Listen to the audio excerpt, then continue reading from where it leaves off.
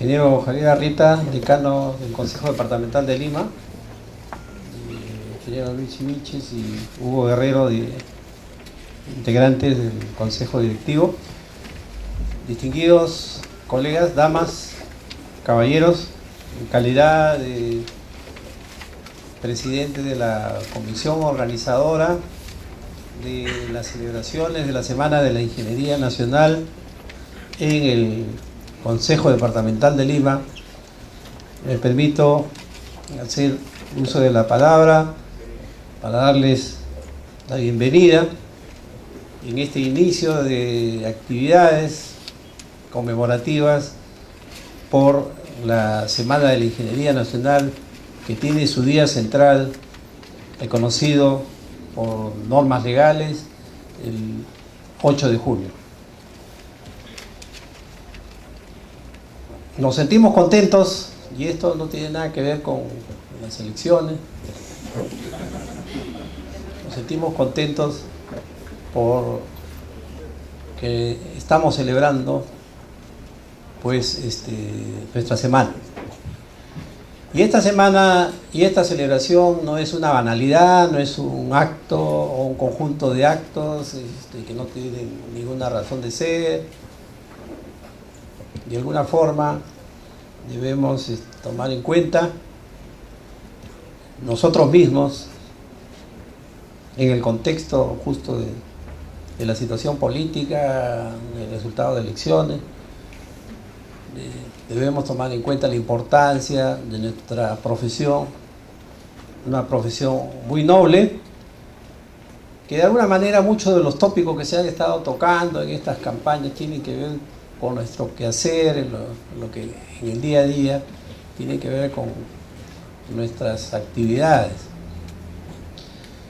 Normalmente la actividad de ingeniería no es reconocida, o se acuerdan de nosotros, como le hemos dicho otras veces, cuando hay problemas, y cuando las cosas salen bien, pues obviamente son otros los que festejan, los que celebran. Y esto nosotros nunca reclamamos, porque obviamente nuestro trabajo, tal vez bastante interesante, nos ganamos la vida contribuyendo a solucionar los problemas del país, ¿no? Y en ese sentido, la mejor recompensa es la satisfacción de las obras bien realizadas y concluidas.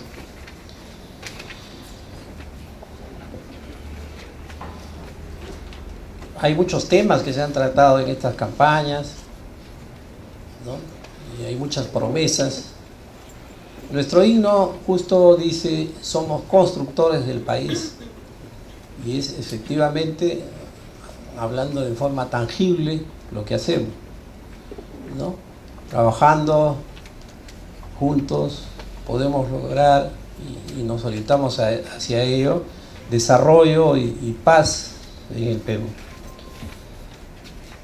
Sin embargo, hay temas feos que se han tocado en estas campañas, el tema de la corrupción, y ese es un tema que de alguna manera atañe a todos los peruanos, es una lacra, y es un tema que los ingenieros tenemos mucho que hacer y dar el ejemplo, ¿no? Porque de alguna forma muchos de los problemas de corrupción tienen que ver con las obras que se ejecutan. Las obras pasan, no solo que pasan delante de nosotros, sino tienen que ver con nosotros. Desde el inicio, en las etapas de preinversión, desde el momento en que se ven estos perfiles, estas prefactibilidades y factibilidades, que es donde de alguna manera se toman las grandes decisiones de seguir adelante o no con una gran inversión y obras asociadas a estas grandes inversiones. Se dan los casos, pues, de aquellos que artificialmente tratan de hacer viable aquello que no es viable, con el único afán de que, bueno, se siga adelante con el paso siguiente, y ahí haya una serie de gastos y remuneraciones, etcétera, etcétera. Y en las fases ya de inversión, en las fases de estudios definitivos, de ingeniería básica, de detalle, también, pues, ¿no? Es posible orientar una obra en un determinado sentido, no necesariamente el más conveniente. procesos donde se selecciona un consultor, una empresa contratista, un supervisor, también pueden darse estas situaciones un poco no santas. Y durante el proceso constructivo también, bueno, trabajar con la calidad, poner en riesgo la seguridad, es algo también que está ahí. Justamente nosotros como ingenieros somos los llamados a dar una batalla frontal contra la corrupción, pero una batalla en el día a día. Somos los llamados a dar el ejemplo. Tenemos pues grandes retos por delante, somos de alguna manera la reserva moral del país, pero también tenemos que hacer cosas importantes en estos temas y también prepararnos, tal vez los más jóvenes, prepararse para asumir retos y asumir compromisos con el país y podamos ver en el futuro ya no estas incertidumbres, sino la certidumbre de ver candidatos ingenieros en las máximas responsabilidades que nos puedan dar tranquilidad en el país. Este es el gran reto que de repente todos tenemos y especialmente los ingenieros más jóvenes. Damos inicio pues a esta semana con muchas actividades, hay tantas cosas por tratar, tantas cosas importantes, que un trabajo es justo seleccionar los tópicos más importantes y justo esto es lo que hemos tratado. Hoy día comenzamos con un tópico, hemos preferido hacer mesas redondas, porque el término conferencia implica que hay un expositor principal, hay muchos colegas que pueden ser expositores principales y la mejor forma son las mesas redondas. Hoy día hay un tema importante que tiene que ver con Lima y la seguridad, la calidad, las responsabilidades de las grandes obras que el país y Lima necesitan.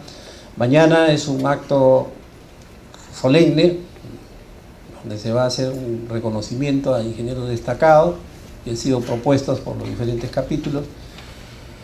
Y el día miércoles, jueves, van a haber importantes mesas redondas que van a completar el abanico de temas, como el tema de la minería y su implicancia en el desarrollo territorial, el tema de la interconexión eléctrica, el tema de la formación de los ingenieros y la problemática del agua. Deseamos contar con la mayor concurrencia posible y darle el realce que nuestra profesión la merece. Había un comentarista humorista que seguramente los más antiguos recordarán, haciendo referencia a la importancia de quien habla, en este caso de nosotros, podríamos decir, somos la reserva moral, están la gente más pensante, pero no nos llaman, ¿no? Por eso es que enfatizamos en este gran reto. Si no nos llaman, pues nosotros tenemos que salir al frente, especialmente un reto para los más jóvenes. Gracias, colegas. Cedo la palabra a nuestro querido decano.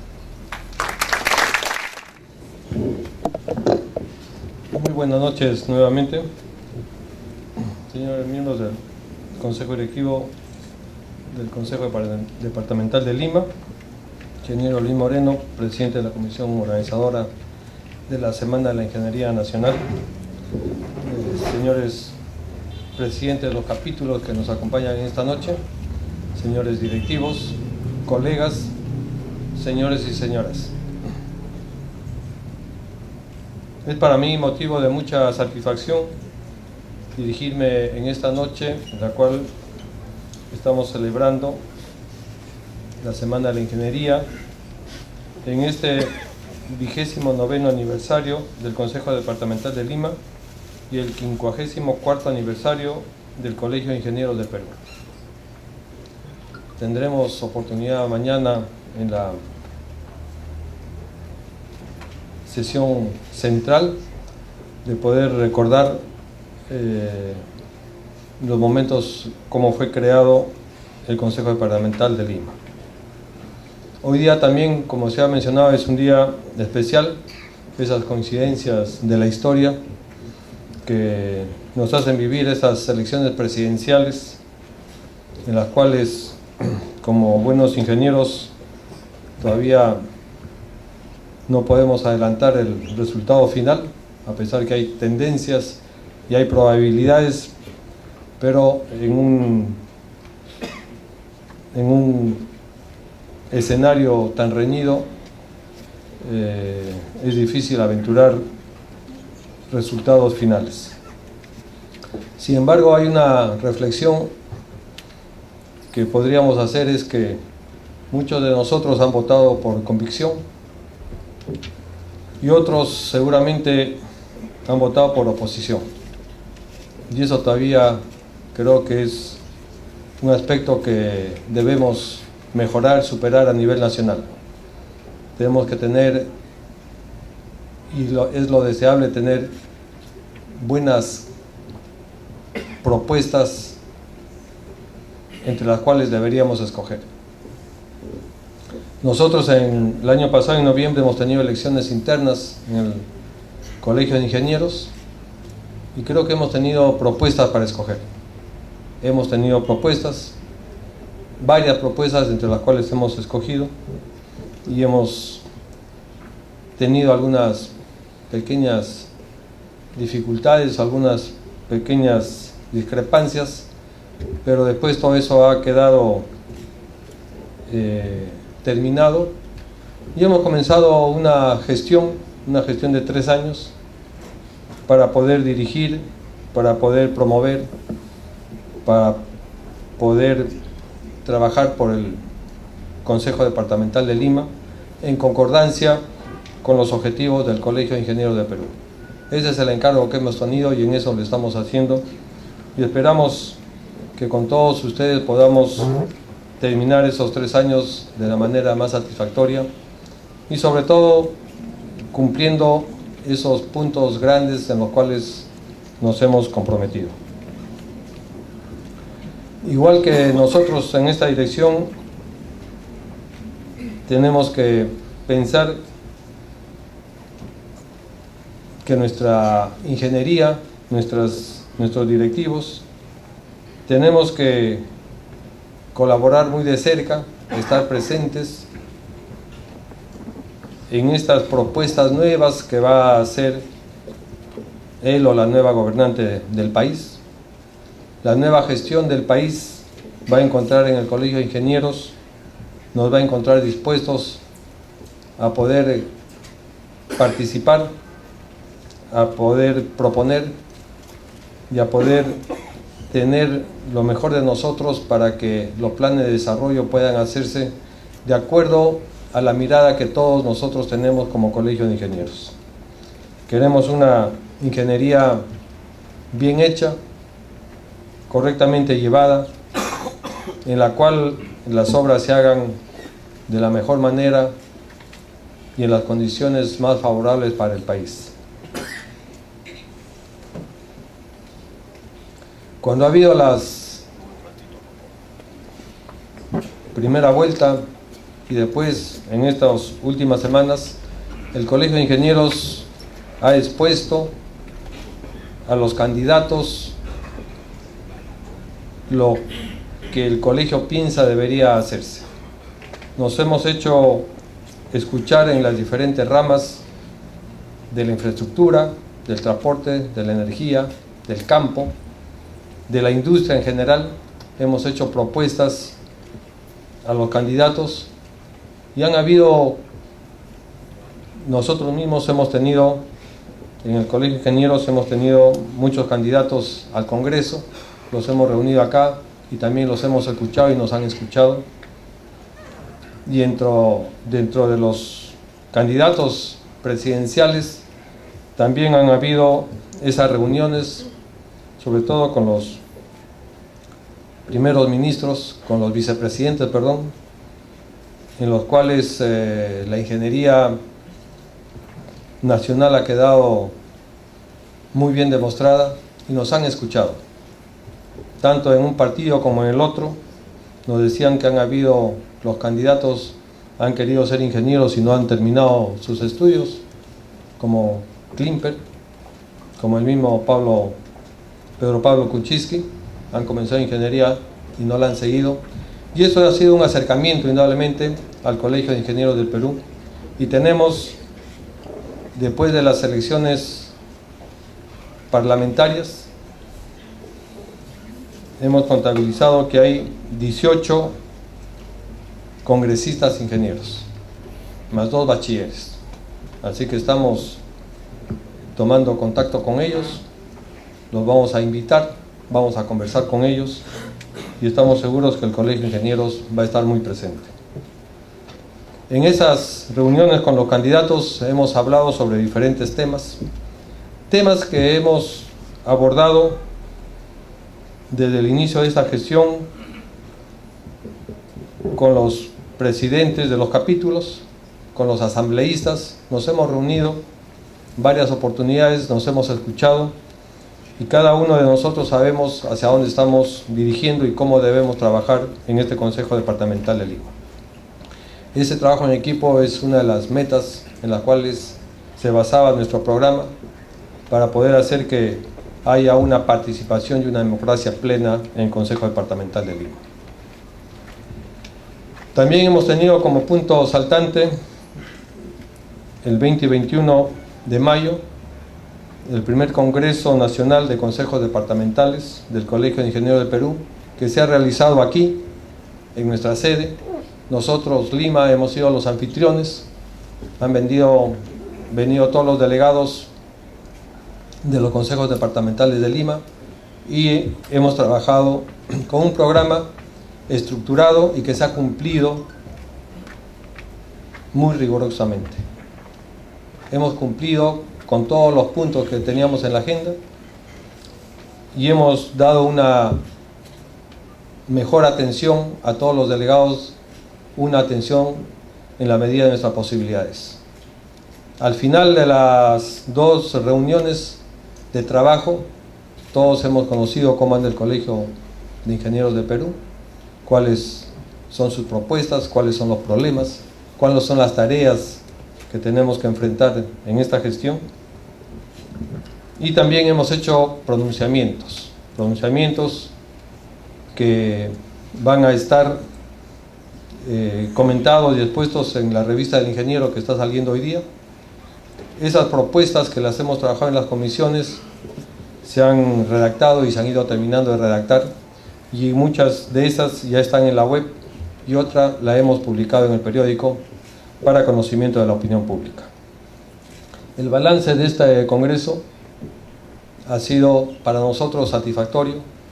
Los mismos delegados en una última reunión que tuvimos en la cena de despedida lo han expresado ellos mismos.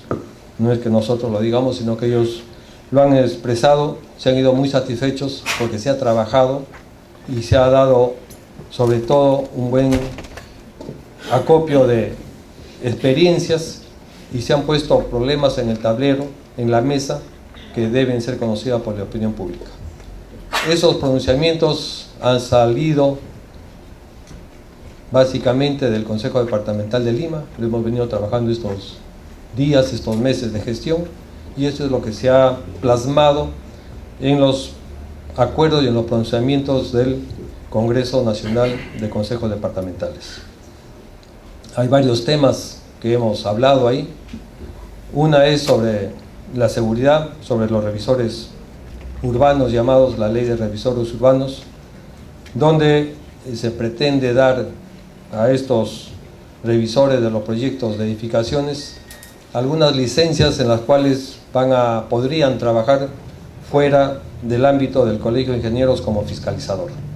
Estamos proponiendo y hemos ido al Congreso para explicar, hemos hablado con los candidatos, les hemos dicho que nosotros tenemos delegados municipales encargados de revisar los proyectos y que esos delegados dependen y están capacitados, seleccionados, acreditados por el colegio y también fiscalizados, y esa es la figura que deberían seguir estos nuevos revisores urbanos como ellos los están proponiendo. También hemos hablado sobre el instituto, sobre la ley de institutos técnicos, institutos de mando medio, en los cuales la nueva ley que ha sido vista en el Congreso pretende darle facilidades a estos técnicos, a estos profesionales técnicos, para que puedan hacer vida profesional tal cual nosotros la tenemos, ingenieros colegiados. Ahí también nos hemos opuesto y hemos presentado el sentir del colegio, en el cual decimos que los institutos técnicos, el sistema técnico tiene que fortalecerse, tiene que apoyarse, tiene que mejorarse, porque ese es un complemento al ejercicio profesional de la ingeniería. Esos institutos técnicos deben tener su lugar y nosotros, ingenieros colegiados, también tenemos nuestra posición que nos da la ley. Entre otros pronunciamientos, hemos hablado también de un tema que lo vamos a ver ahora a continuación con las exposiciones, que es sobre la normativa que debe cumplirse para el análisis y el diseño de las construcciones subterráneas, principalmente del Metro de Lima. Esas construcciones tienen que ser hechas en base a las exigencias que marca el código y la normativa vigente, y no se debe, como se ha explicado seguramente aquí, no debe utilizarse otros parámetros menores en competencias que vayan a poner en peligro la población de Lima, la población de aquellas zonas donde van a hacerse este tipo de trabajos. No debe poner en peligro la seguridad de las construcciones, de las edificaciones, y tampoco debe poner en peligro esas inversiones que todos los peruanos finalmente pagamos. Hemos sacado un pronunciamiento periodístico en el periódico de mayor difusión, en la cual decimos que vemos con buenos ojos la inversión privada extranjera, siempre y cuando se respeten las normas, se respeten los intereses nacionales, y que eso sea visto desde el punto de vista de la ingeniería nacional, que debe apoyarse. No pedimos proteccionismos, sino pedimos el mismo trato a la ingeniería nacional que a aquellos ingenieros extranjeros que vienen a colaborar y que seguramente tienen la mejor intención, pero ellos tienen que estar tan capacitados como nosotros y tienen que saber de nuestros problemas para poder firmar y para poder trabajar. Esa es la posición que hemos tenido públicamente y delante de todos los candidatos, que la ingeniería nacional es lo que nosotros debemos salvaguardar y tenemos que acrecentar y fortalecer.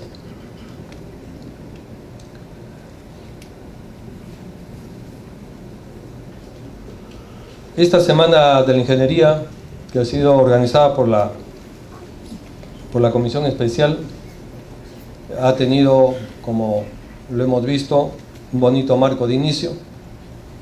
Me ha parecido muy simpático poder tener y mantener estos ritos y costumbres que debemos transmitir de generación en generación, de directiva en directiva, ritos y costumbres que hacen que la institución, que hace que las familias puedan perpetuarse, y eso no significa que no podamos innovar en algunos casos. En esta ceremonia de inauguración hemos tenido el apoyo y la presencia del coro del Consejo Departamental de Lima, entonando el himno nacional, entonando el himno del colegio. Hemos visto esa exposición fotográfica, ingeniero Moreno, muy bien presentada, nos ha traído muchos recuerdos, y creo que esos actos culturales también dicen mucho de la mirada que tenemos en el Consejo Departamental de Lima. Es una semana larga, como se ha explicado, una semana en la cual nos vamos a ver, vamos a tratar de cumplir fielmente el programa, y mañana estaremos homenajeando a aquellos ingenieros que han dado tanto por el Colegio de Ingenieros. Este es el día central al cual todos estamos invitados, y estamos invitados a cada uno de los actos que se han programado. En ese sentido, con mucha modestia, creo que vamos a hacer una buena semana con la participación de todos ustedes, y en función de eso declaro inaugurada la Semana de la Ingeniería Nacional. Muchas gracias.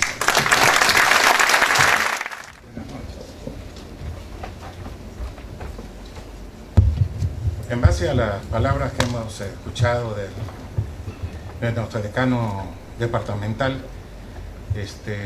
estimo conveniente hacer lectura de lo que nosotros publicamos en uno de los diarios de mayor difusión. El Colegio de Ingenieros del Perú publicó la siguiente publicación. En defensa de la vida, la seguridad y la economía de los peruanos, seguridad sísmica, línea 2 del Metro de Lima. El Congreso Nacional de Consejos Departamentales del Colegio de Ingenieros del Perú, máximo organismo representativo de los ingenieros del país, ante la decisión de las autoridades de consentir que el concesionario de la línea 2 del Metro de Lima diseñe y construya esta costosa obra con menores exigencias sísmicas de las establecidas en el Reglamento Nacional de Edificaciones, se pronuncia en los siguientes términos. Demandamos que las autoridades encargadas de la supervisión de la concesión, OCITRAN, y el Ministerio de Transportes exijan el cumplimiento integral de los términos del contrato y las especificaciones del Reglamento Nacional de Edificaciones, como responsables, según el propio reglamento, de asegurar la calidad de la edificación y la protección de los intereses de los usuarios. La línea 2 del metro debe diseñarse y construirse con las exigencias de una obra esencial, no solo importante, que debe seguir operando después de la ocurrencia de un sismo severo, lo que implica un factor de magnificación de la fuerza sísmica de la norma de 1.5. En ese sentido, se han pronunciado unánimemente destacados profesionales especialistas de la UNI, la Universidad Católica y la Ricardo Palma. En el mundo entero, los sistemas de transporte masivo, estaciones y túneles son diseñados para soportar un sismo con periodo de retorno de 2.500 años, usando un factor de importancia o de uso de 1.5, como establece la norma peruana, y que puede producir intensidades de 11 en la escala de Mercalli modificada. La línea 1 se diseñó y construyó usando un factor de importancia 1.5, es decir, fue considerada como una obra esencial, tal como lo demuestra el expediente técnico. Este criterio debe ser aplicado para todo el sistema del Metro de Lima. La línea 2 se ha contratado a un monto fijo. Cualquier ahorro derivado de reducir la resistencia sísmica significa un engaño al Estado peruano y expone a nuestra población a un riesgo intolerable. Las autoridades que permitan esta situación serán responsables de las consecuencias de su decisión. Lamentamos que las obras entregadas a profesionales extranjeros, sin la experiencia de los ingenieros peruanos, que conocen nuestra realidad sísmica, que es muy distinta a la de otros países, resulten en obras de inferior calidad. Este comunicado fue publicado el 21 de mayo del presente año. En base a esto, el Colegio de Ingenieros, a través del Consejo Departamental, ha comenzado esta mesa redonda con el título de la línea 2 del metro y la norma de diseño sismo resistente. Dicho todo esto, cedo la palabra al ingeniero Alejandro Muñoz, para el cual pido un caluroso aplauso.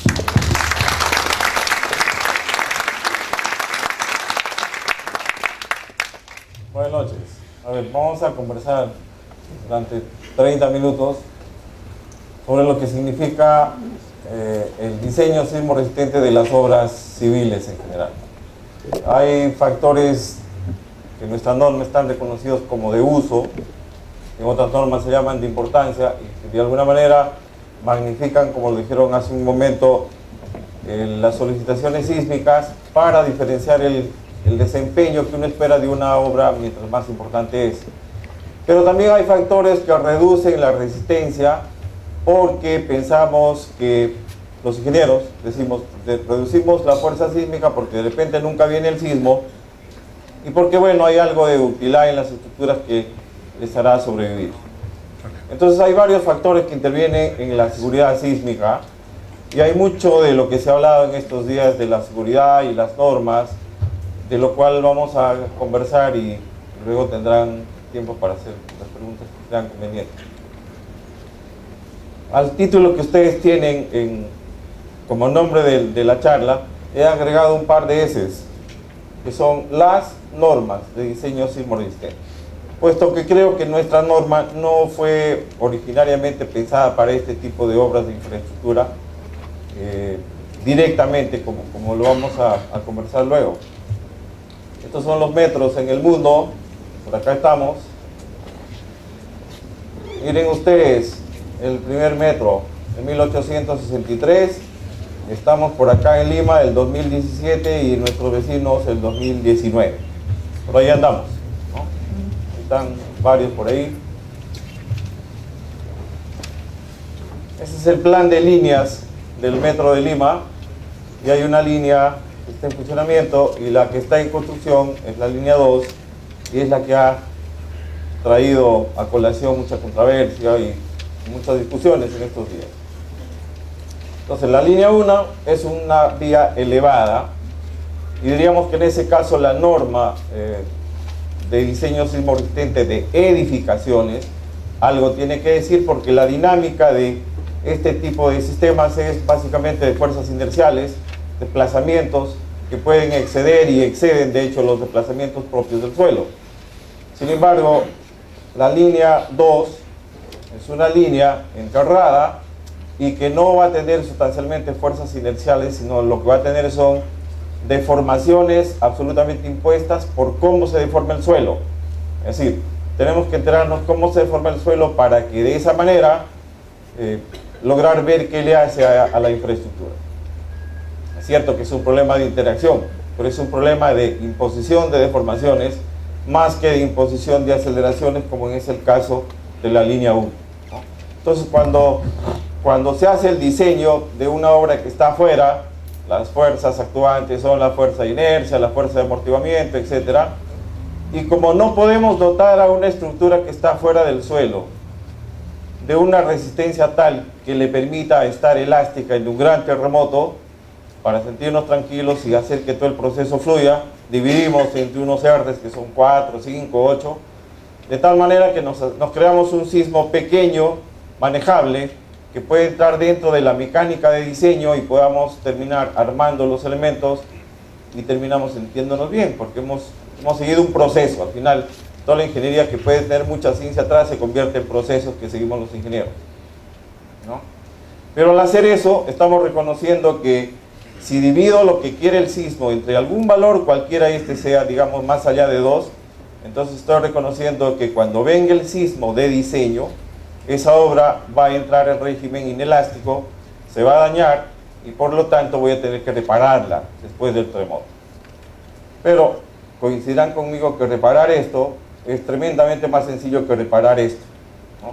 Entonces los criterios de seguridad, los criterios con los que se diseña una línea así y otra línea así, no solamente tienen que ver con la seguridad, sino con la economía de la puesta en marcha nuevamente después de un terremoto. Que sale más barato que se dañe y que después lo reparamos, o no, simplemente no permitimos que se dañe porque después va a ser muy complicado, muy difícil o imposible en muchos casos volver a levantar la línea. Entonces en el mundo hay muchos enfoques al respecto que toman en cuenta todos estos temas. Entonces la línea 2 va junto a este ramal de la línea 4 y al final termina en la zona de Gambetta, Cantacallao, en el aeropuerto. Todo esto. Una línea así, bajo el suelo. En donde, como decía hace un ratito, las fuerzas de inercia no son las que gobiernan, sino las que gobiernan son la imposición de desplazamientos que hace la masa de suelo a la estructura. La estructura lo único que tiene que hacer es deformarse como se deforma el suelo. Y seguramente va a causar una perturbación muy localizada hacia el suelo en la zona donde está la obra. pero lejos de la obra misma el suelo se mueve como quiere, absolutamente, y también casi como quiere en la cercanía misma de la obra. Las componentes de un metro, estaciones, cocheras y depósitos y las vías, todo esto tiene que funcionar después de un terremoto. El problema es cuál es el terremoto después del cual deben funcionar. Ese es el problema. Estamos claros que si viene un terremoto de los que viene cada 50 años, todo debería ser perfecto, no debería haber ningún daño, con horas de interrupción o nada de interrupción, debería todo seguir funcionando. Y luego la pregunta se hace más complicada y la respuesta más aún. ¿Con qué terremoto el Metro de Lima en la línea 2 o en la línea 1 debería interrumpirse solamente por unos momentos, o por un día o 2 días, o una semana, lo que sea, y luego seguir funcionando, sin que tengamos que tener montos de inversión altos, sino de pequeñas reparaciones cosméticas?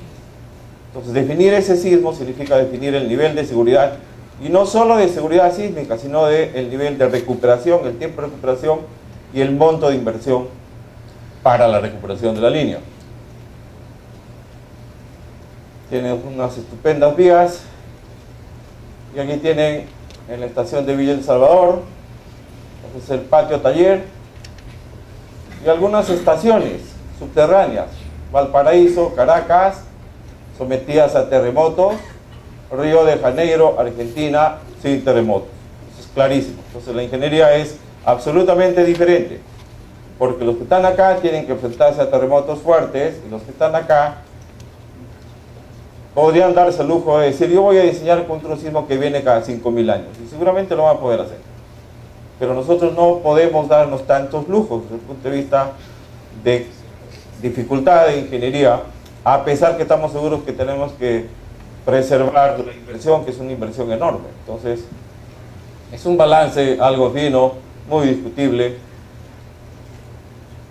¿Cuáles son las consideraciones de diseño? Cuando se hicieron las especificaciones técnicas de la línea 1, se reconoció el uso de la norma E030, donde en el 2000, la norma del 2006, que decía categoría A, esencial o especial, le llamaban en los términos, y por lo tanto se debía usar 0,4, la zona de Lima, y factor de 1,5.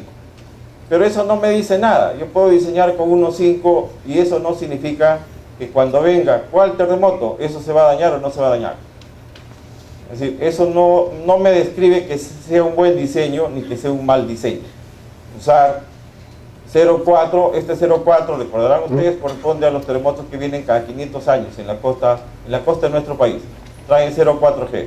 Entonces, diseñar con 0,4 y 1,5, esa combinación que tenemos que darle una interpretación física desde el punto de vista de nuestra sismicidad, no sabemos si va a funcionar o no. Luego veremos a ver qué pasa. Para la línea 2, con la norma del 2006, cuando se hicieron las reglas, las explicaciones técnicas en las que participó el profesor Segarra, entonces se aceptó pues el 0,4 y el 1,5. Y a medio camino aparece la norma del 2016, en donde dice el Z cambia a 0,45 y el uso se cierne por ahí la duda, debe ser 1,5 o 1,3.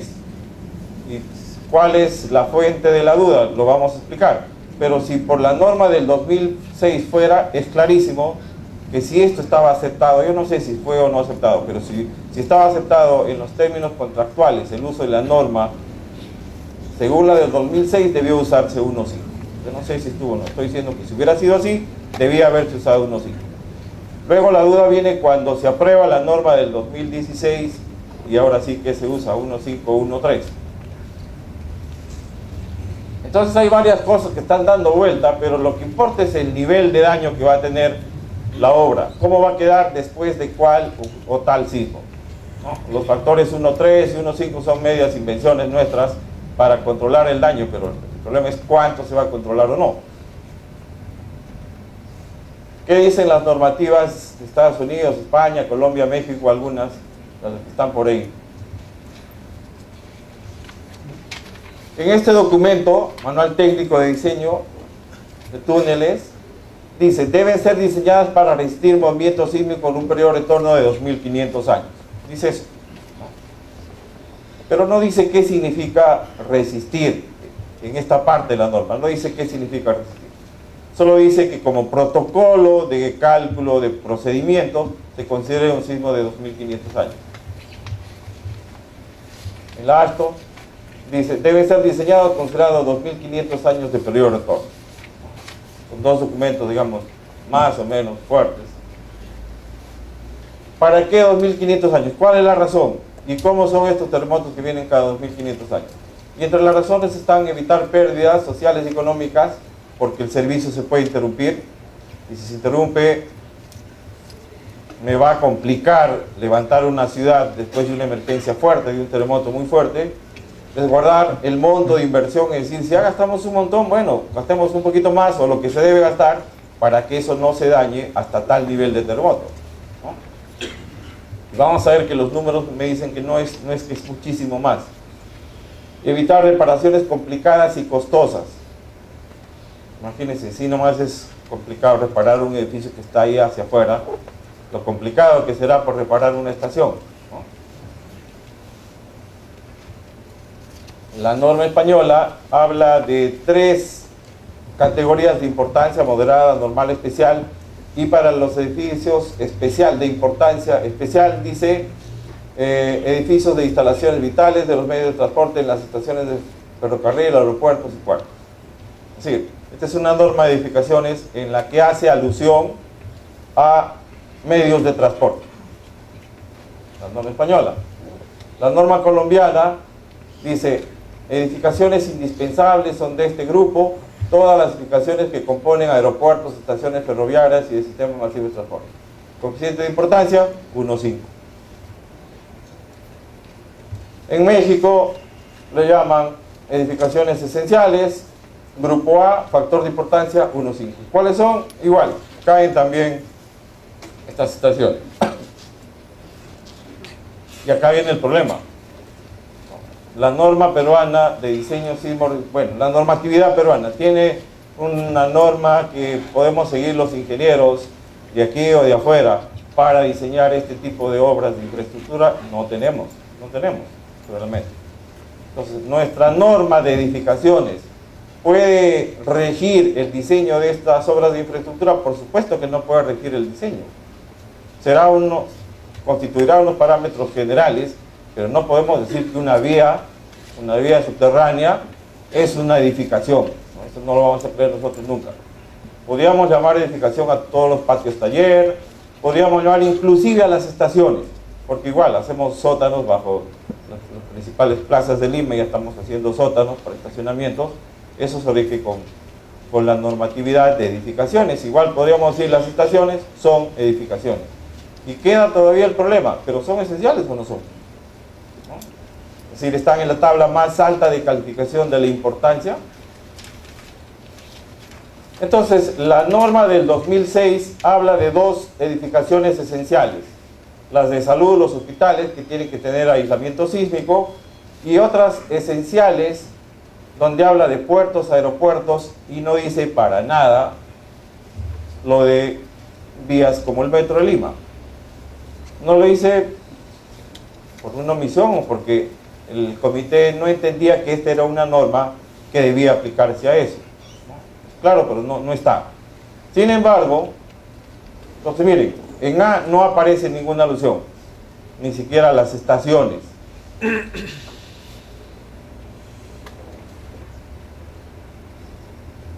Acabamos de terminar el diseño de un aeropuerto grande en el sur.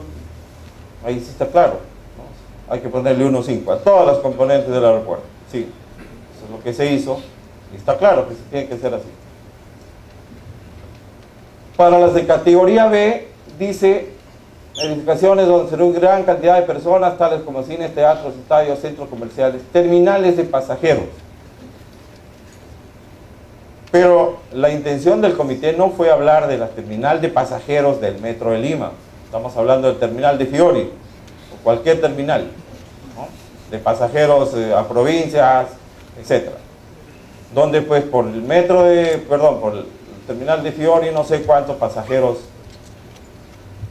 se moverán al día, pero no es absolutamente nada comparable o con la cantidad de pasajeros que pasa por una estación de cualquier metro del mundo, para nada, ¿no? Vemos que los viajes son cortos, entonces la movilidad de los usuarios del metro hace que por ese espacio físico de un terminal de pasajeros, que realmente son estaciones de pasajeros, circule mucha gente en un periodo de tiempo relativamente corto. Entonces esto que se filtró de la norma del 2000, en la norma del 2006 no estaba, y apareció ahí en el 2016. Entonces, si decimos, oye, la norma no se aplica a edificaciones de infraestructura, no lo busquemos en A, pero tampoco lo busquemos en B, ¿no? O sea, si la norma peruana no está hecha para edificaciones, no me parece bien que usemos este argumento y digamos, el terminal de pasajeros del Metro de Lima es 1.3. Yo sé que hay muchas personas que no están de acuerdo con lo que estoy diciendo, tendrán sus razones y serán muy respetables, pero en mi punto de vista y en el de el Comité de Diseño Sismo Resistente, los profesores universitarios, etcétera, este factor de 1.3 se condice, no va bien con el diseño de una obra tan importante, por las razones que le voy a comentar a continuación cuando hablemos de sismicidad. Entonces, llegó una consulta al Comité Peruano diciendo, explícanos qué usamos, 1.3 o 1.5, y el comité dijo, bueno, pero esta es una norma de edificaciones, pero sí podemos opinar, ya que nos están preguntando, podemos opinar sobre la seguridad y lo que se considera. Y esos son tres acuerdos de la norma, donde se dice, la norma es una edificación esencial. ¿Y por qué esencial? Porque hemos gastado mucha plata y no queremos que se malogre. Porque hay una cantidad enorme de personas que pasan por ahí al día, es esencial. Y un argumento tan validero como los otros que les acabo de decir, bueno, es esencial porque todos en el mundo consideran que es esencial. Sería extraño no hacerlo. Esencial dentro de las normas de edificaciones significa la categoría más alta. Dentro de nuestra norma pensamos, a pesar de que no esté escrito, que debería ser considerado como una obra esencial. No estoy diciendo que se aplique el 1.3 o el 1.5. Bueno, y decimos que el Metro de Lima corresponde a la categoría 2, donde hay que usarse un factor de 1.5. Pero ¿por qué el 1.5? El factor de 1.5 está hecho para pensar que el sismo es 50% más grande y diseñar con eso y me sale una estructura mucho más robusta y tengo la esperanza que cuando venga el terremoto se dañe menos que el edificio del vecino, ¿no? El daño entre un hospital y un edificio de vivienda debe ser bastante diferente, y esa diferencia en ingeniería la logramos con un factor de 1.5. Después todo el proceso sigue igual.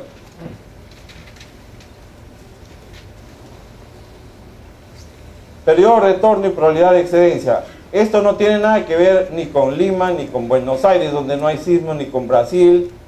No, este es un hecho, esta es una consecuencia de la manera como en ingeniería se modela una de las componentes del peligro sísmico, que tiene que ver con los procesos de generación de terremotos. Entonces, aquí están los periodos de retorno de los terremotos, y aquí está la probabilidad. Si nos fijamos en la curva en rojo, los puntos que vamos a leer son la probabilidad de que ese sismo, que viene cada 100 años, cada 1000 años, sea excedido. Por ejemplo, digo, a ver, la curva en rojo es una obra que vive 1000 años. ¿Cuál es 100 años? La probabilidad de que este sismo de 1000 años alcance a esta obra que va a vivir 100 años es 10%. Eso es lo que significa. Y eso es independiente de la región sísmica, porque es parte del modelo, de las matemáticas que están ahí atrás, ¿no? Si yo digo, bueno, pero mi edificio es mi obra civil es un edificio que vive 50 años, entonces, ¿cuál es la probabilidad que a este edificio que vive 50 años le pesque o se exceda, le pesque un terremoto mayor que los que vienen cada 1000 años? Y la probabilidad es 5%. Entonces, si decimos, bueno, los metros pueden vivir más o menos 100 años, de hecho que más, pero digamos 100 años. Entonces, ¿qué significa diseñar con un terremoto que viene cada 1000 años? Significa que nos la estamos jugando con 10%. Estamos diseñando, pero hay un 10% de probabilidades que en esos 100 años de vida de la obra de infraestructura venga un terremoto más grande que el de 1000 años. Eso es lo que significa esta curva. Yo no estoy diciendo que está mal o está bien hacer eso. Este es un tema de matemáticas, ¿no? Si hacemos un zoom para esta zona, ya podríamos decir, entonces, si usamos 1000 años, ¿cuál es la probabilidad de que venga un terremoto más grande, más grande que 1000 años? 9,5. Pero si usamos uno de 2500 años, entonces la probabilidad de que en esos 100 años que viva el metro se presente es solamente 4%. Entonces ahí el tema es, bueno, no hay diseño antisísmico 100% seguro. Siempre le dejamos algo a los terremotos. Y entonces, al final, la decisión es con qué seguridad quieres diseñar el metro. ¿Quieres diseñar con 4% o con 10%? Esa es la pregunta. Ahora, no significa que, miren, las probabilidades son el doble. Es decir, si elijo para diseñar un terremoto de 2500 años, que ni siquiera bien sabemos cómo es, por ahí más o menos nos imaginamos algo, o si diseñamos usando un terremoto de 1000 años, entonces la probabilidad, el peligro se duplica. Si yo diseño con un terremoto de 1000, tengo el doble de probabilidad de que se exceda si es que elijo uno de 2500 años. Esto es matemática pura. Y son las mismas expresiones, los mismos valores para acá, en la China, donde sea. Con sismos fuertes, grandes o moderados. Y luego está ya, bueno, hay que aterrizar esos números en nuestra sismicidad. Este es un trabajo que se hizo hace algún tiempo en la Universidad Católica para algunas ciudades de la costa, desde Piura hasta Tacna, pasando por Lima, donde se han calculado las aceleraciones que se exceden cada 500 años, que son estas de acá, las que están en la norma, el 0,4, el 0,45 está por acá, fácilmente reconocible. Y luego están las de 1000 años, y luego están las aceleraciones que se exceden cada 2500 años. Todos tenemos que hacer un acto de reconocimiento de que hay mucho de magia y mucho de aceptación de modelos matemáticos, pero es que es así, al final la ingeniería se convierte en una herramienta tangible cuando se convierte en procesos, a los cuales uno tiene fe y le cree y sigue el proceso. Esa es la ingeniería al final de cuentas, ¿no? Pero tras de esto, ahí miren ese nivel de incertidumbre.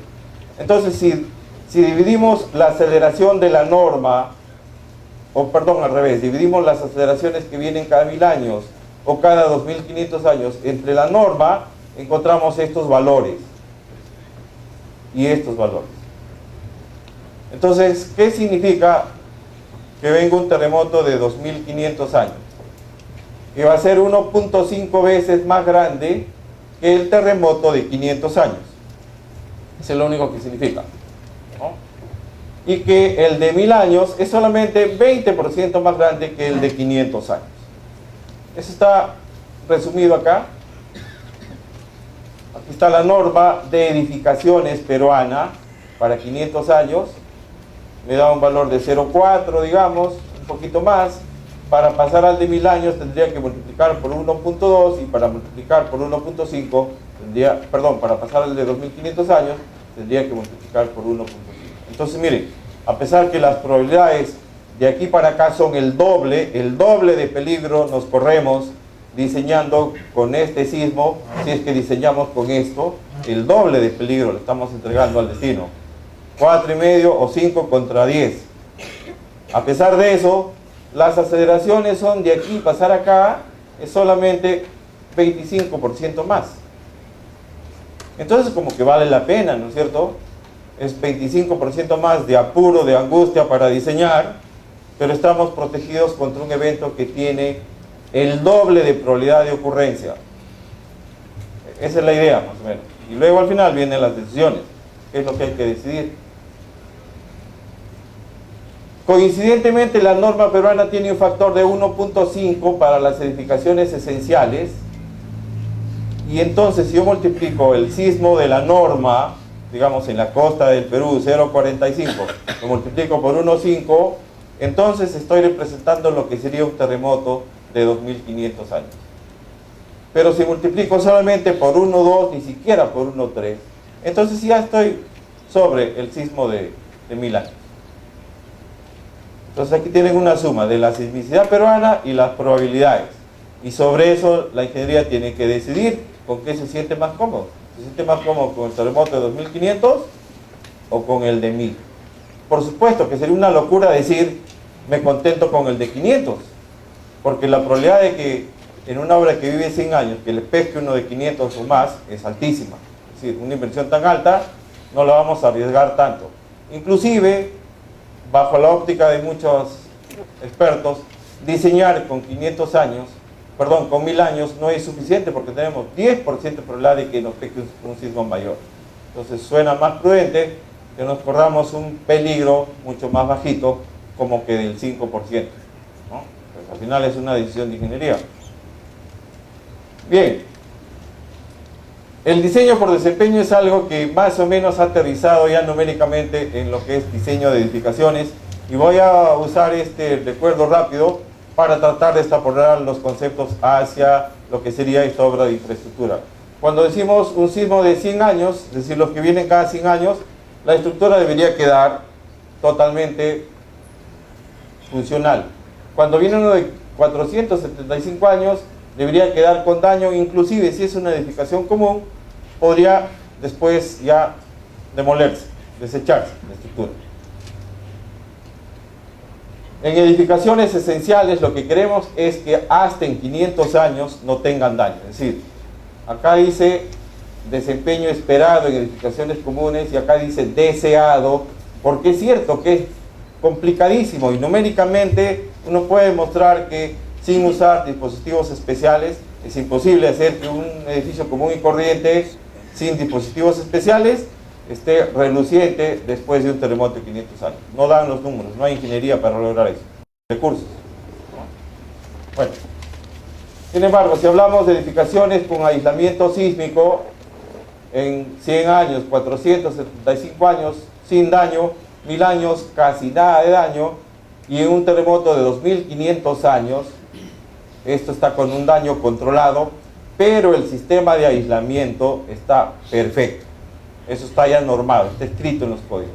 Si tú vas a diseñar un edificio aislado, entonces los zapatos del edificio, que son estos aisladores, tienen que estar perfectos sin problemas de inestabilidad en un terremoto enorme de 2500 años de periodo de retorno. ¿Por qué? Porque es complicadísimo cambiar pues estos dispositivos. Entonces arriba puedo hacer reparaciones, sí, pues tendré que reparar el edificio. Pero no dejo el problema, no arriesgo lo que no debo arriesgar. Esto no se puede arriesgar, tiene que estar bien en un terremoto de 2500 años. Y ahora, ¿qué es lo que pedimos para esperado, deseado, para las vías de transporte subterráneo, las estaciones, etcétera? Un metro en general. Que esté bien, sin daño, hasta en un terremoto de 1000 años, y con un daño muy leve en uno de 2500 años. ¿Ya? Es una aspiración, es algo que está en algunos códigos, pero nuevamente cae dentro de la mecánica de ingeniería que hay que hacer, porque al final es un protocolo que no necesariamente me garantiza esto, ¿no? La línea 1 se diseñó con un terremoto de 2500 años, sí. Al hacer la equivalencia, al reconocer un factor de 1,5 y usar la norma de diseño sismo resistente por uno de edificaciones peruana por 1,5, ya es el terremoto de 2500 años. Pero ¿cuál es el R que se usó? Si se hubiera usado un R de 2, todos sabemos que cualquier estructura sin que le haga nada especial tiene una sobreresistencia del orden de 2. Entonces, si divide entre 2 y de por sí la estructura sin hacer nada de manera espontánea resiste el doble, esa estructura se va a comportar elásticamente. Pero para valores mayores de 4, 5, no sé cuánto habrán usado para acá, desconozco, entonces ya no puedo decir que el desempeño de esta línea va a ser el esperado para 1000 años. Es decir, ¿va a estar elástico en un terremoto de 1000 años? No lo sé. Lo único que digo, y eso es clarísimo, con 3, 4 operaciones se puede mostrar, 4 multiplicaciones, una división por ahí, se puede mostrar que si se han usado valores del orden de 3, 4, 5, ya no estaría elástico en este terremoto, ¿no? Para la línea 2, de todo lo que se ha escuchado, he leído muy ligeramente los documentos, pero sí, por ahí dicen 1000 años, y también algunas autoridades, la gente que está en este tema ha salido a decir que el metro ha sido diseñado para 1000 años, la línea 2. Pero ¿qué significa que se haya diseñado para 1000 años? Si alguien me dice, bueno, he usado 1000 años y he usado U igual 1, ni siquiera 1,3, he usado 1. Entonces, si alguien diseñó para 1000 años, pero usó R igual 1, significa que esta estación, que no va a vibrar como un edificio que está allá afuera, sino va a ser conducida por el vaivén del suelo. Entonces, esta edificación, si es que ha sido diseñada con 1, entonces va a tener un desempeño elástico, no va a tener daño, se va a comportar elásticamente, va a pasar el terremoto y no va a tener problemas. Y ahora, ¿qué pasaría si es que esto hubiera sido así? Digo, si es que acá usaron el de 1000 años y además le pusieron 1,3 y además le pusieron 1,3, bueno, pues entonces estaría garantizado que en el terremoto de 2500 años el desempeño va a ser elástico. Yo no tengo idea si le pusieron o no, estoy diciendo qué es lo que sucedería. Y en general creo que la discusión de que si está bien o está mal, no creo que pase por la discusión de las normas, porque el 1,5 es una cosa súper inventada, el 1,3 también. Lo que sí creo que vale la pena hacer este ejercicio de ver cómo fue diseñado, ya me están votando, y al final cuál es el desempeño final que tendría. Y espero que en ese ejercicio pues todos los interesados confluyan aportando información y aportando claridad a este tema. Bueno, muchas gracias. Buenas noches, señores. El ingeniero Alejandro Muñoz ha explicado los fundamentos técnicos del problema. Yo voy a omitir algunas de esas explicaciones para no repetir. Voy a centrarme en algunos puntos tal vez más prácticos de la presentación. ¿Qué antecedentes tenemos sobre este tema del Metro de Lima, la línea 2 y el Reglamento Nacional, la norma sísmica sismoresistente? Acá se muestran las especificaciones técnicas básicas de la ATE para el tramo 2 de la línea 1, Avenida Grao, San Juan del Lurigancho. Se muestra la página 3 de 38 de esas especificaciones. Voy a jalar algunos detalles para poder apreciarlos y comentarlos. En el acápite 332, obras civiles, dice el objetivo: definir los parámetros mínimos referidos a la construcción del viaducto elevado, estaciones de pasajeros, subestaciones eléctricas, patio de maniobras, obras complementarias y puentes sobre el río Rímac y vía de evitamiento para el buen funcionamiento de la línea 1 en el tramo Avenida Grao, San Juan del Lurigancho. En el acápite 323 da las características técnicas y esencialmente comentamos esto: se deberá cumplir con lo estipulado en el Reglamento Nacional de Edificaciones. Se debe cumplir los requisitos de la categoría A de la norma peruana de sismos, así como su trato de estructura especial.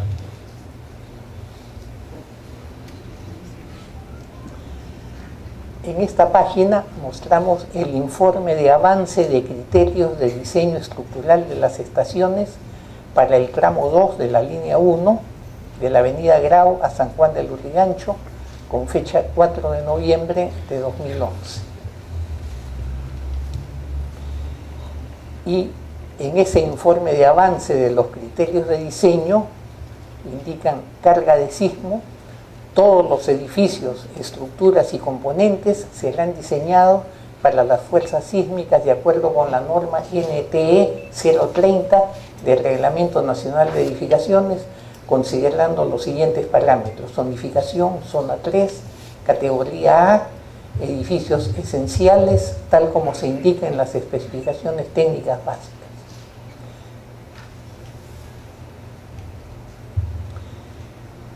En el acápite 9 dice criterios para el análisis sísmico. Todas las edificaciones serán diseñadas considerando las solicitaciones sísmicas indicadas en la norma SLO30 de diseño sismo resistente. Asimismo, se considerarán los requisitos indicados en las normas E090 estructuras metálicas, E060 concreto armado y E070 albañilería. Para la definición de las solicitaciones sísmicas se usarán los siguientes parámetros: factor de zona Z04 Lima, factor de uso U igual 1.5, edificaciones esenciales. La norma sísmica vigente en esos años, la norma E030, la versión que fue vigente de abril de 2003 a enero del 2016,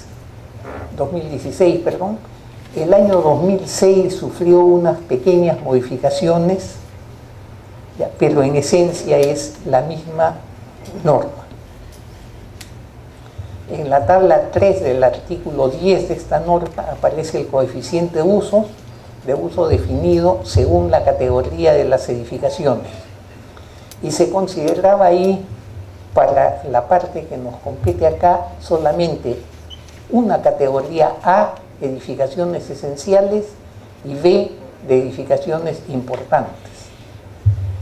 En las edificaciones esenciales eran aquellas cuya función no debería interrumpirse inmediatamente después que ocurra un sismo, como hospitales, centrales de comunicaciones, cuarteles de bomberos y policías, subestaciones eléctricas, reservorios de agua, centros educativos y edificaciones que puedan servir de refugio después de un desastre. También se incluyen edificaciones cuyo colapso puede representar un riesgo adicional, como grandes hornos, depósitos de materiales inflamables o tóxicos. El factor U para todas estas edificaciones es 1.5. Y en edificaciones importantes, edificaciones donde se reúne gran cantidad de personas, como teatros, estadios, centros comerciales, establecimientos penitenciarios o que guarden patrimonios valiosos, etc. Para todos ellos el factor U es 1,3. ¿Qué conclusión tenemos del examen de todos estos documentos? Que la línea 1 del Metro de Lima ha sido diseñada considerándolo una obra esencial, con un factor U de 1.5, y que se han aplicado las exigencias del Reglamento Nacional de Edificaciones a través de la norma E030, diseño sismo resistente. Estos son los antecedentes que tenemos para llegar a la línea 2, que cubre, como ya mostró el ingeniero antes, la parte de Ate al Callao y el ramal de la avenida Fawcett a la avenida Gambetta. En un artículo del 17 de diciembre del 2014 en El Comercio salen unas declaraciones del ministro José Gallardo, del Ministerio de Transportes y Comunicaciones, que dice: el ministro de Transportes y Comunicaciones, José Gallardo, anunció hoy que las obras de la primera etapa de la línea 2 del Metro de Lima se iniciarán a finales de diciembre de este año. Estamos hablando del año 2014. Gallardo dijo que en lo que va del año se ha avanzado en las etapas de ingeniería, de la elaboración del estudio de impacto ambiental y en la obtención del certificado de inexistencia de restos arqueológicos que se requiere para hacer la línea 2 del Metro de Lima. O sea, el año 2014, cuando estaba vigente la norma sísmica anterior, ya se tenía contratado el proyecto, se había avanzado etapas en el desarrollo de la ingeniería y en una serie de otros estudios. El tramo Ate Callao tiene una longitud de 27 kilómetros, el canal de la avenida Fawcett a la avenida Gambetta tiene una longitud de 8 kilómetros. El proyecto se adjudica el 28 de marzo del 2014 al Consorcio Nuevo Metro de Lima. El 28 de abril del 2014 se suscribe el contrato de concesión. El 29 de diciembre del 2014 se inicia la construcción de la obra. Se puede concluir entonces que la adjudicación de la obra, el avance del proyecto de ingeniería y el inicio de la construcción se hacen en el 2014 con la norma sísmica vigente de abril del 2003 a enero del 2016, con la que la línea 1 del Metro de Lima ha sido diseñada considerándola una obra esencial con un factor U de 1.5. Proinversión, que maneja este proyecto, en su folio 18292 del anexo 6 de las especificaciones técnicas básicas, tiene algunas definiciones. Define lo que son estructuras subterráneas. Las obras subterráneas deberán ser diseñadas de acuerdo a los siguientes estándares. A. La norma peruana, Reglamento Nacional de Edificaciones. Se definen como estructuras subterráneas todos los servicios y estructuras distintos de los túneles excavados que se construyan bajo tierra, entre estas las estaciones en cut and cover. Esto está del contrato de concesión del proyecto de la línea 2, ramal Avenida Fosse, la Avenida Gambetta, de la red básica del Metro de Lima y Callao. Entonces, cuando se firman los contratos en el año 2014, cuando se aceptan las especificaciones de proinversión, está establecido que tenía que ser diseñada de acuerdo al Reglamento Nacional de Edificaciones.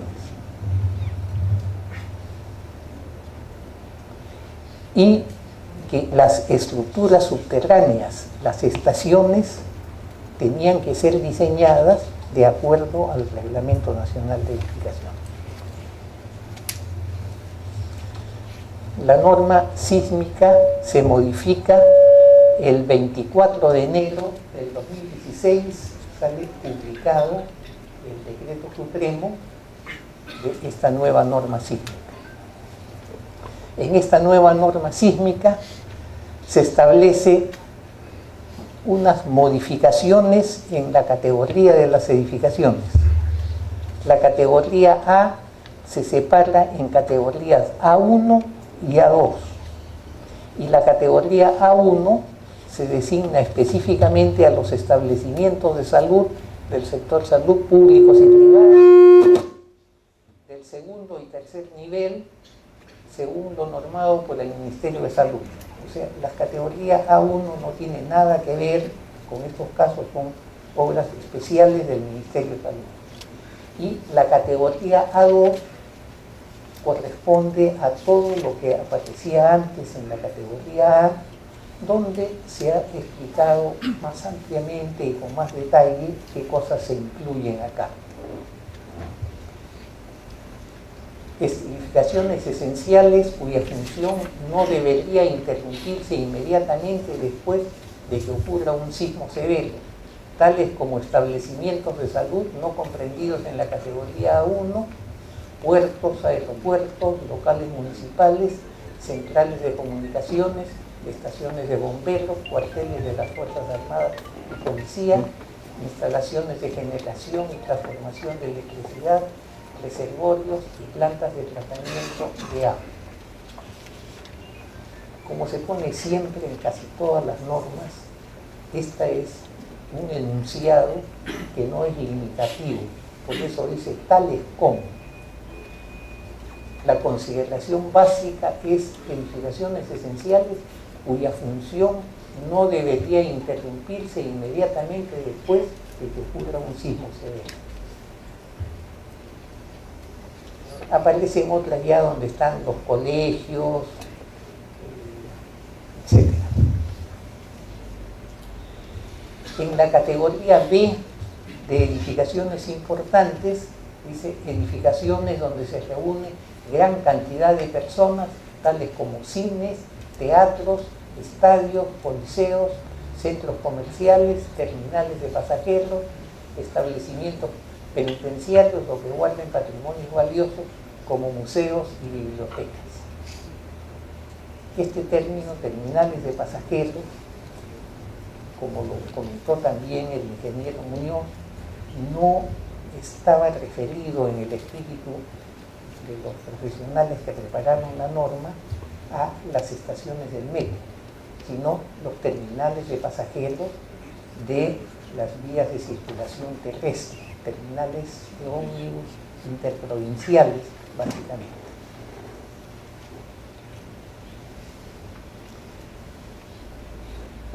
Después de la publicación de esta norma, el Consorcio Supervisor Internacional de la Línea 2, supervisores de la obra, remite a Censico la carta 927-16 CSIL2 OST 0, solicitando que el Comité Técnico de la Norma Técnica de Diseño Sismo Resistente S030 emita una precisión sobre la categoría de las edificaciones y factor de uso o importancia U para el proyecto del metro línea 2.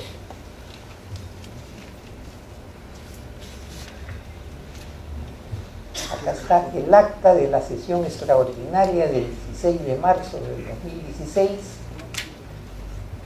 donde se reunieron todos los miembros del comité sísmico,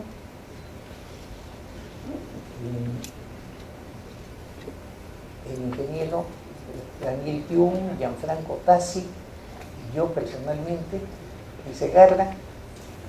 No estuvimos directamente en la sesión, pero nos comunicamos por distintos problemas que tuvimos, nos comunicamos telefónicamente y por email y dimos nuestra opinión que coincidía con la opinión que adoptó el comité. Por eso es que hemos firmado todos. Entonces fue unánime la adopción de estos acuerdos. Los ha mencionado el ingeniero Muñoz en antes, voy a repetirlos nuevamente. El acuerdo 1, el comité técnico considera que la red básica del Metro de Lima califica como una obra esencial, cuya función no debería interrumpirse después de la ocurrencia de un sismo severo. En el contexto de la norma vigente, las estaciones de la red básica del Metro de Lima corresponden a la categoría A2. Y el acuerdo 3, la práctica generalizada para el diseño sísmico de estaciones de sistemas de transporte masivo, establece considerar un sismo de 2.500 años de período de retorno. El sismo básico de la norma S030, diseño sismo resistente, corresponde a un evento de 475 años de período de retorno, o 500, como que he estado mencionando ahora, prácticamente lo mismo.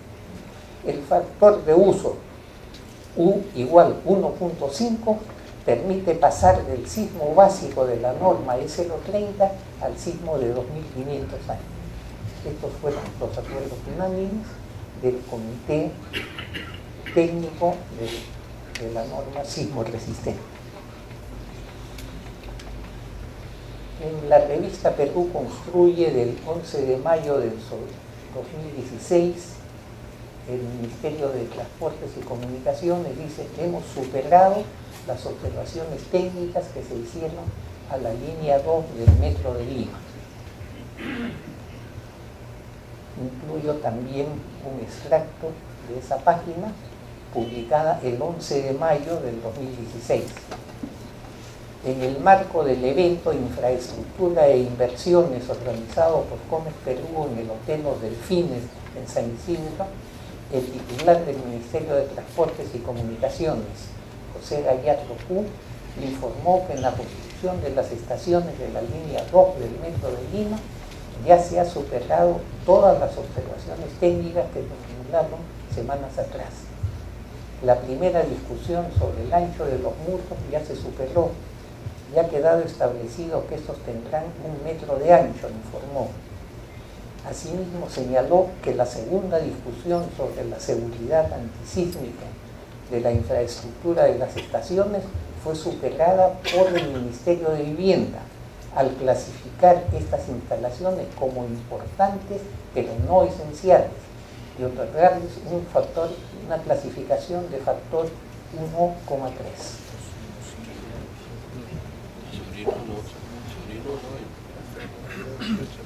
Este punto de vista está en desacuerdo con la expresión del Comité Técnico de la norma sismo resistente.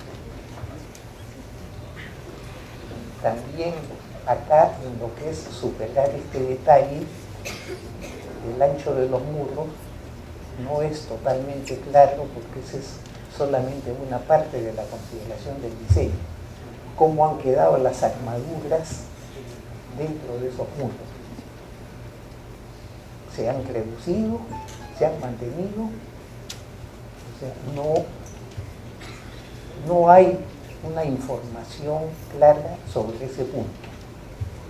Simplemente lo menciono porque solamente se dice que se levantó la observación porque el ancho de los muros volvió de 80 centímetros a 1 metro.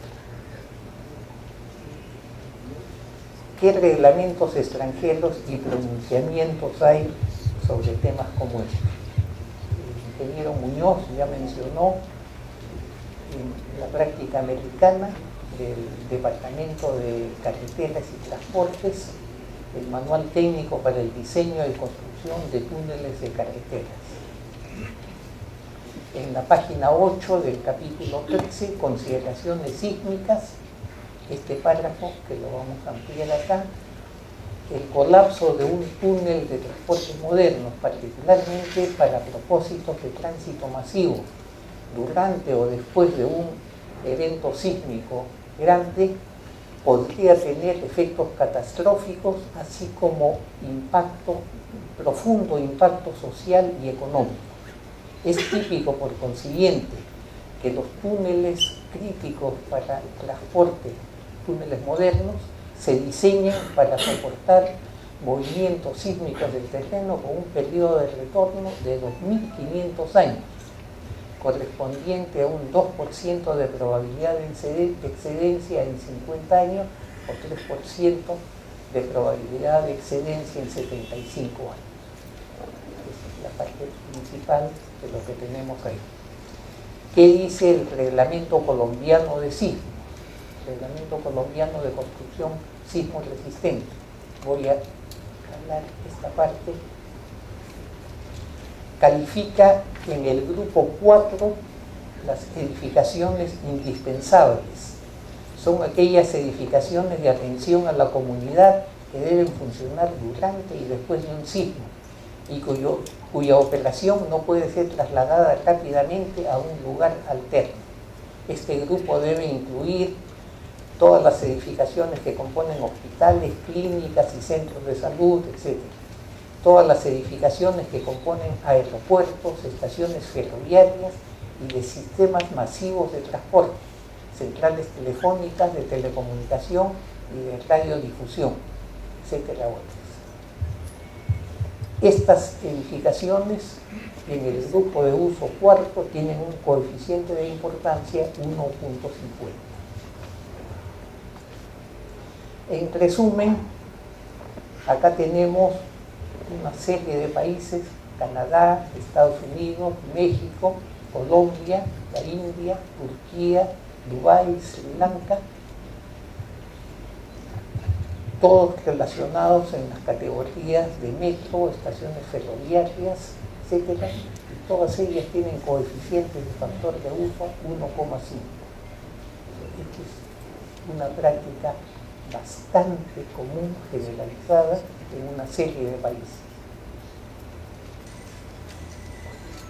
Acá estaba mencionando también una declaración de profesores del área de estructuras de la Pontificia Universidad Católica del Perú, Departamento de Ingeniería. A nivel mundial se desarrollan permanentemente estudios académicos y profesionales con el fin de mejorar la seguridad sísmica de las edificaciones e infraestructura en general. Los recientes terremotos en el mundo han puesto en evidencia una vez más la necesidad de seguir mejorando la seguridad estructural de las viviendas, hospitales, colegios, aeropuertos, centrales nucleares e infraestructura en general. En nuestra región, los últimos terremotos, tales como los de Chile, Ecuador, Perú, en 2007, muestran nuevamente la necesidad de tomar todas las precauciones posibles para evitar que las estructuras colapsen y generen pérdidas de vida, o que se dañen parcialmente y generen la interrupción de los servicios, en ambos casos generando grandes pérdidas económicas. El Metro de Lima, línea 2, es una obra de infraestructura de carácter imprescindible para el manejo de una emergencia posísmica, que debería tener sus estaciones, vías y accesos funcionando luego de un terremoto severo. Diversos códigos a nivel mundial indican explícitamente un factor de importancia muy alto para este tipo de obras. La norma peruana también lo especifica al explicar el desempeño sísmico de edificaciones esenciales. Por lo tanto, se recomienda que en el cálculo y diseño de esta obra se use un evento sísmico severo, periodo de retorno de 2.500 años, que es lo que corresponde a una obra considerada esencial. Y por último hay el pronunciamiento del Congreso Nacional de Consejos Departamentales del Colegio de Ingenieros del Perú, que ya ha sido leído en antes, entonces creo que con el tiempo que ya me marcaron está terminando, no vale la pena repetir. Nada más, muchas gracias. La escuchamos. Sí, como dijo la señorita, a las 9:30 se acaban todas las preguntas. Así que vamos a comenzar con preguntas para el ingeniero. Para el ingeniero Luis Segarra, para el ingeniero Alejandro Muñoz. Dice lo siguiente: la aceleración de diseño para estructuras esenciales según la norma E030 es de 0.675. Si consideramos un factor de amplificación de 2.5 y un factor de reducción R igual 6, obtenemos una aceleración de diseño de 0.28. Según estudios de peligro sísmico realizados por los concesionarios, se obtienen aceleraciones en superficie mucho mayores, llegando inclusive al valor de 1.06, y no se utilizan factores de reducción, utilizando para el análisis sísmico deformaciones impuestas a las estructuras por movimientos del suelo. Se ha realizado un peritaje técnico para determinar la capacidad sísmica de la estructura de la línea 2 del metro.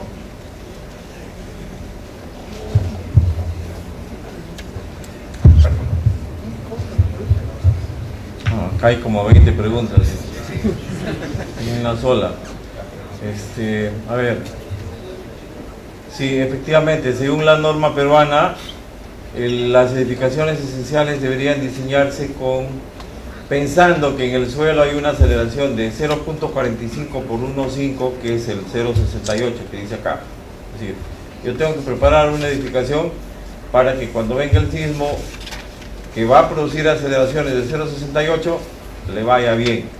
Si es una estructura de periodo corto, los problemas son serios, porque nuestras estructuras y nuestros terremotos hacen que cuando son de periodo corto la amplificación sea de 2.5. Entonces, si multiplico 0.6 por 2.5, estamos hablando de 1.5 y algo, no sé cuánto, de la fuerza sísmica que tendría que resistir para estar sin daño.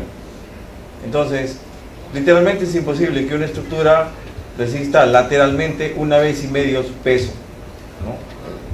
A menos que sea una cosa esencial de necesidad suprema, habrá que hacerlo a costo de mucho dinero y una cosa extremadamente dimensionada.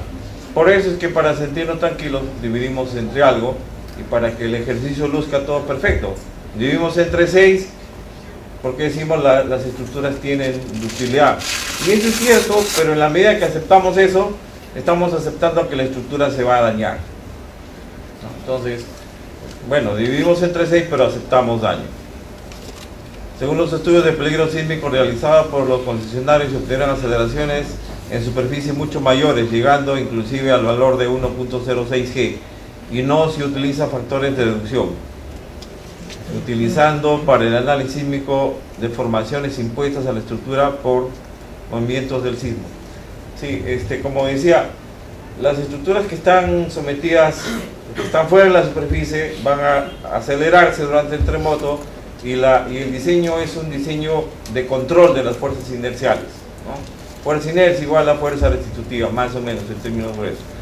Para una obra que está, si es que estos son los resultados del estudio de peligro y me dicen la aceleración del suelo va a ser un G dice por acá, y como nuestras estructuras, porque tenemos terremotos de subducción, amplifican por 2.5, entonces significaría que una estación del metro, perdón, no una estación, sino un patio de mantenimiento, de taller, cualquier estructura que esté ahí, entonces debería diseñarse de 1 por 2.5 con 2.5 veces su peso como fuerza lateral y no le debe pasar nada.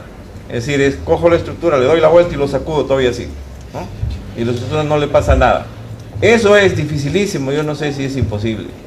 Que una estructura que está ahí todos los días soportando su peso, que yo lo pueda hacer soportar lateralmente 2 veces y medio su peso.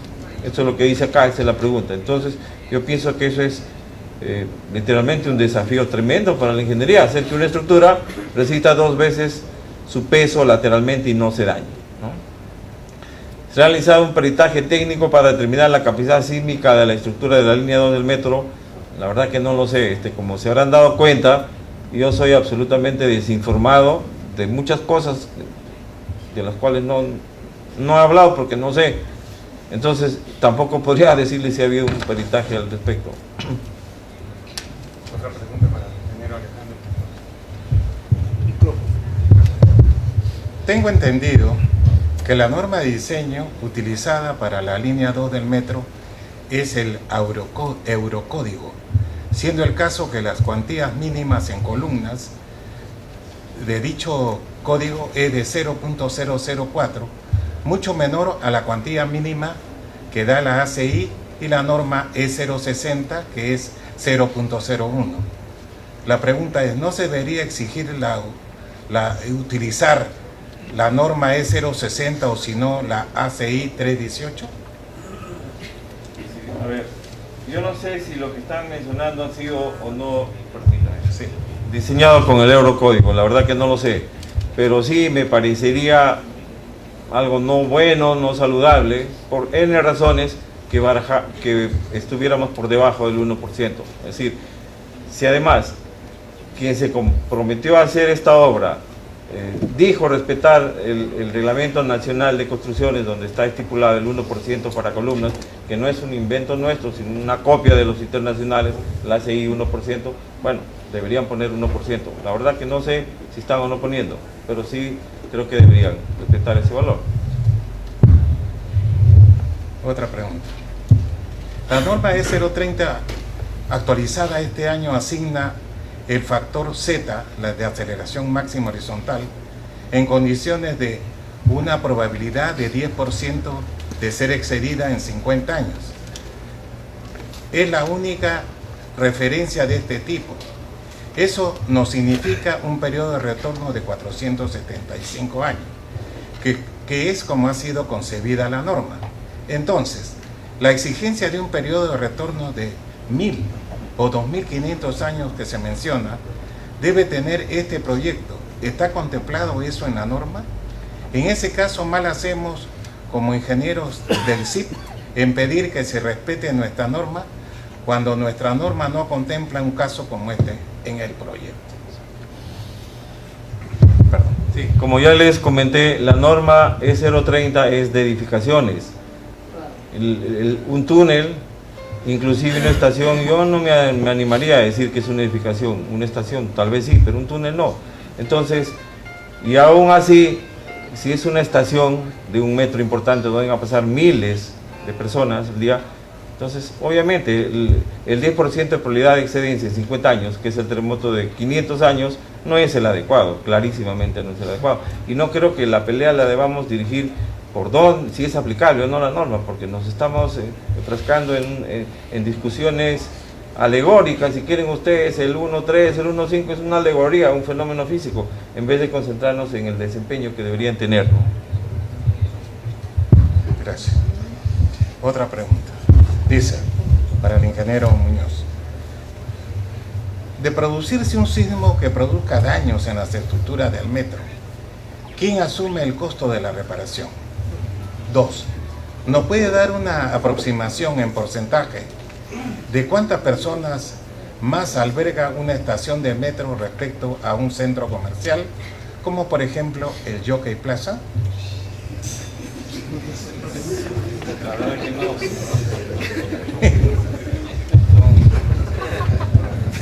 no. No sabría qué decir, no tengo ni idea. A las justas entiendo la pregunta, pero lo que dice acá, de producirse un sismo que produzca daño en las estructuras del metro, ¿quién tendría que asumir el costo? No lo sé, yo supongo si es una concesión y si el terremoto grande viene durante el periodo de concesión, lo asumirá pues el concesionario, me da la impresión. Pero ¿qué pasa después que el concesionario se va? No sé cuántos años va a operar el concesionario, creo que 40 años, no lo sé. Entonces, en 40 años hay mucho menos probabilidad de que me pesque el terremoto grandote que en 100 años, ¿no? Entonces, yo supongo que después lo pagaremos entre todos, haciendo una chancha nacional, ¿no? Acá hay una pregunta, ya ha puesto su nombre, el ingeniero Jack López Acuña. Línea 2. E030 no aplica a la línea 2. Segunda pregunta. ¿Se debe considerar dos niveles de sismo? A. Un sismo para un periodo de retorno de 2.500 años no colapso, con 3% de excedencia en 75 años. O B. Sismo para daño mínimo, 10% de excedencia en 75 años, o más o menos 475 años. 3. No se aplican los sistemas y conceptos, ¿no? Aquí no. Se debe aplicar diseño por capacidad, ¿no? Acá creo que es la misma letra, ¿no? Sí, acá. Sí. En la línea 1 no se ha utilizado la norma E030 porque no es aplicable. El diseño sismo resistente se ha realizado con las especificaciones LRFD de la AASHTO. Sismo, 7% de excedencia en 75 años, no se ha utilizado R, sino diseño por capacidad. Sí, eso es lo que comentábamos hace un momento. Hay básicamente, en el caso de edificaciones hay toda una sofisticación para calificar el desempeño. Hay 4 o 5 escenarios de sismicidad creciente en los cuales se dice el edificio debería incondicional siempre desempeñarse así, así, así. En el caso de obras de infraestructura no hay nada tan meridianamente escrito como en el caso de edificaciones en el mundo. Entonces, de lo que se suele hablar es de un sismo en donde todo tiene que quedar operacional y de un sismo más grande que debería poderse reparar razonablemente con una inversión no muy grande. Y luego pues acabo de leer un artículo que dice el sismo de Quito, el metro de Quito se ha diseñado con un periodo de 1000 años y el sismo de Lima con 2500 años. Entonces, como que están flotando estos conceptos en el ambiente y como dice el profesor Jack, al final hay que analizar el desempeño que tendría en los diferentes escenarios. A mí nadie me impide que yo haga un análisis del desempeño en un terremoto armagedónico de 5000 años. Bueno, pues diré, quedó así, pero las normas no me exigen nada al respecto. O podría hacer el ejercicio de decir, cuando viene el terremoto bien frecuente de 100 años, esto va a estar perfecto, pero acomoda, mira todos los elementos no estructurales para que realmente quede perfecto. En el terremoto de 500 años vuelvo a hacer el ejercicio, en el de 1000, en el 2500, y tendré una respuesta a esa pregunta, ¿no? Al final, creo que para saber qué le sucedería a nuestro tan esperado Metro de Lima, hay que ir más allá de los códigos y no hay que analizar el desempeño final. Y no es que sea una cosa muy sofisticada de alta ingeniería, y hay procedimientos estandarizados para analizar el desempeño y calificar el desempeño, que se podría tranquilamente hacer, ¿no? Gracias. Nuevamente para el ingeniero Muñoz. Según la explicación dada en la línea 1, considerando una aceleración de 0.4, lo cual nos da un T para 475 y un factor de uso de 1.5 y un valor de R que varía entre 3 y 4. ¿Cuál es el desempeño esperado para 1000 y 2500 años? Son las aceleraciones en las estructuras tipo péndulo invertido de la línea 1, mayores que las aceleraciones en las estructuras subterráneas de la línea 2? En las estaciones, cualquier estructura que está sobre el suelo tiene aceleraciones y su cadencia de movimiento depende de su rigidez, de su masa, etc., ¿no? Las obras de ingeniería que están bajo el suelo no tienen posibilidad de acelerarse libremente, sino están absolutamente regidas por la deformación del suelo. El suelo es el que le marca el paso. La dinámica inercial de la estructura no tiene nada que hacer allí. Es un pedacito dentro de una masa enorme, el suelo, que es conducida, deformada por el suelo. Entonces, obviamente que las aceleraciones dentro del suelo son bastante menores que en superficie y mucho menores de las que tendría una estructura cuando oscila durante un terremoto. Es decir, el problema no es aceleraciones, sino de imposición de deformaciones, ¿no? Gracias, ingeniero. Ahora vamos a comenzar para ser equitativo con las preguntas para el ingeniero Luis Segarra. La primera, ¿qué valor de R recomienda para las estaciones y para el túnel del Metro de Lima?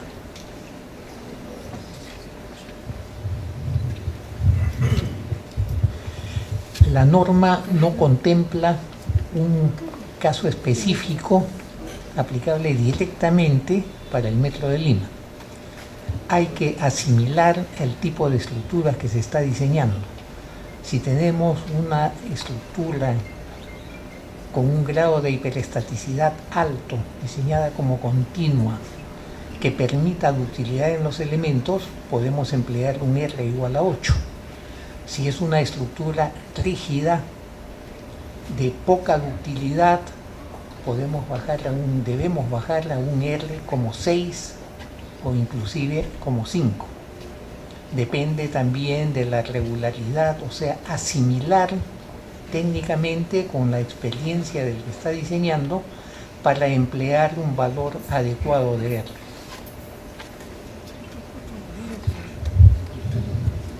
La segunda pregunta, dice acá, ¿qué experiencia tiene la empresa constructora y costo? ¿Se seleccionó la empresa con experiencia y otros de países con conocimiento? No tenemos planteamiento territorial en Lima.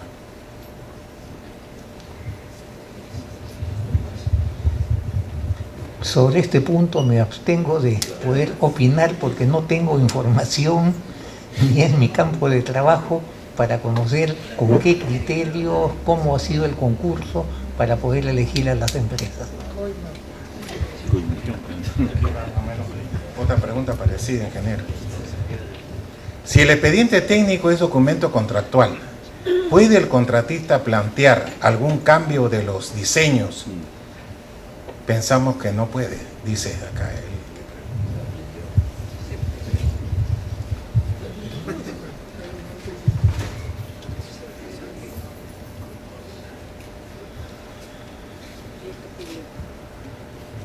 Entiendo que en este caso el contrato es un contrato en que el constructor es también proyectista, o sea, no hay un expediente técnico con planos fijos que él tenga que modificar, él tiene que preparar los planos y más bien hay un grupo supervisor que tiene que aprobarlos y aprobarlos también el representante del Estado. Así que de ellos es esa responsabilidad, pero no corresponde la pregunta a otros casos donde sí hay un proyecto sobre el cual se ha licitado.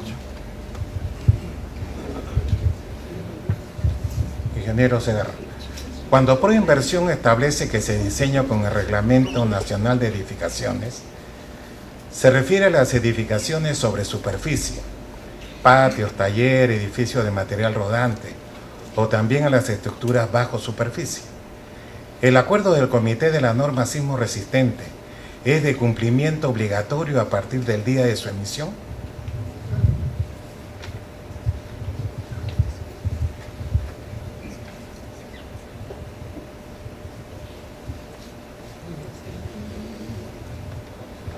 El Comité de la Norma Sismo Resistente no tiene la capacidad legal para hacer que se ejecute.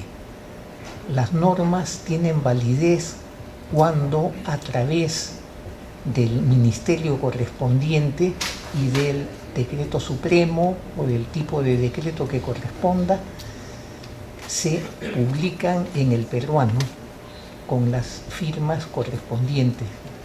O sea, el acuerdo del comité es la expresión a una consulta que nos han hecho y que se contestó.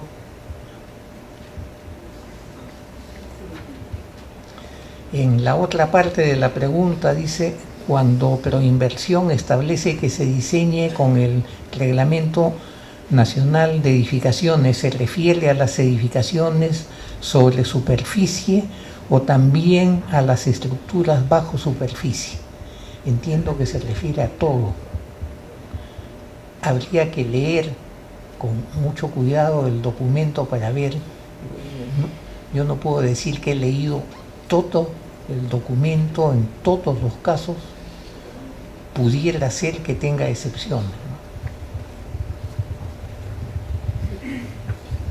Acá hay una pregunta que dice lo siguiente. Considero que el Consejo Departamental de Lima debería hacer una revisión no solo del uso de las normas sismo resistentes, sino sería recomendable una revisión del contrato. Y me ratifico en la necesidad de hacer un análisis de riesgos y recomiendo tomar decisiones sobre los posibles efectos por el uso de factores no aplicables.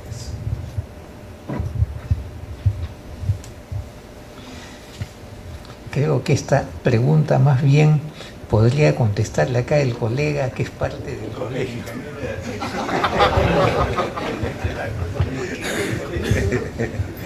Bueno, estas son las grandes autoridades. Acá hay otra pregunta para el ingeniero Segarra. ¿Qué institución o universidad tienen tecnologías sísmicas o se hace sin tecnologías?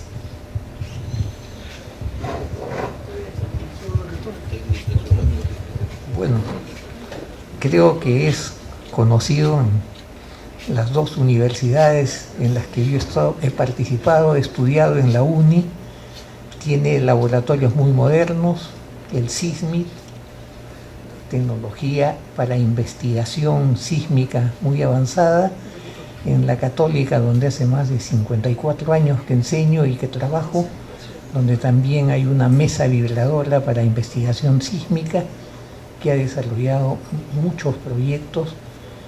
O sea, hay tecnología para investigación, tal vez no todo lo que se necesita, y actualmente un proyecto que está en marcha entre la UNI, la Católica, las instituciones para tener una mesa vibratoria de más grados de libertad con un costo mucho más grande que permita ampliar esa investigación trabajando en conjunto varias universidades.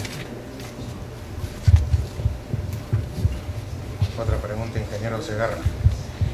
¿Cuál es la metodología recomendada para el diseño de obras subterráneas y confinadas por el suelo? ¿Debería revisarse el análisis sísmico de edificios con 6 o 7 sótanos aproximadamente 20 metros de profundidad en la norma E030 del Reglamento Nacional de Edificaciones?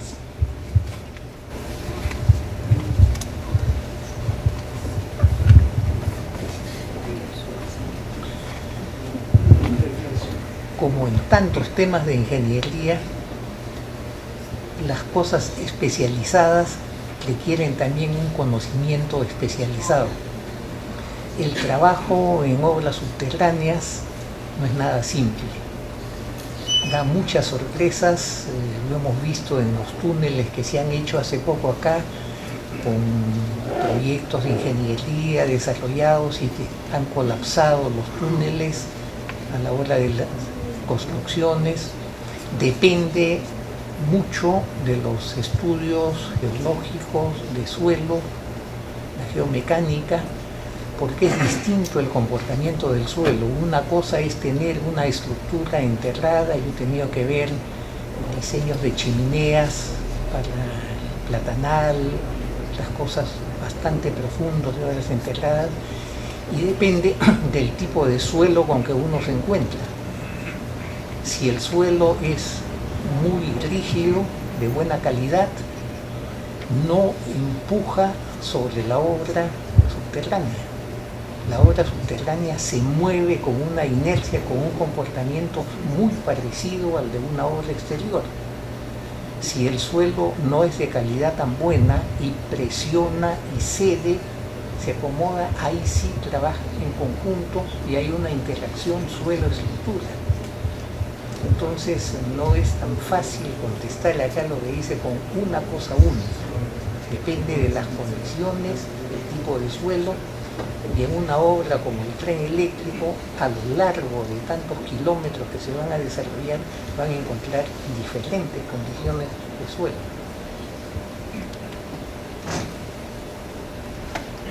Cuando dice debería revisarse el análisis sísmico de edificios con 6 o 7 sótanos para 20 metros de profundidad en la norma SLO 30, no. Resolvemos el problema. Hemos hecho proyectos, lo ha hecho el ingeniero Muñoz, los he hecho yo con mayor cantidad de sótanos y a mayor profundidad de lo que hay acá. Están obras terminadas, construidas.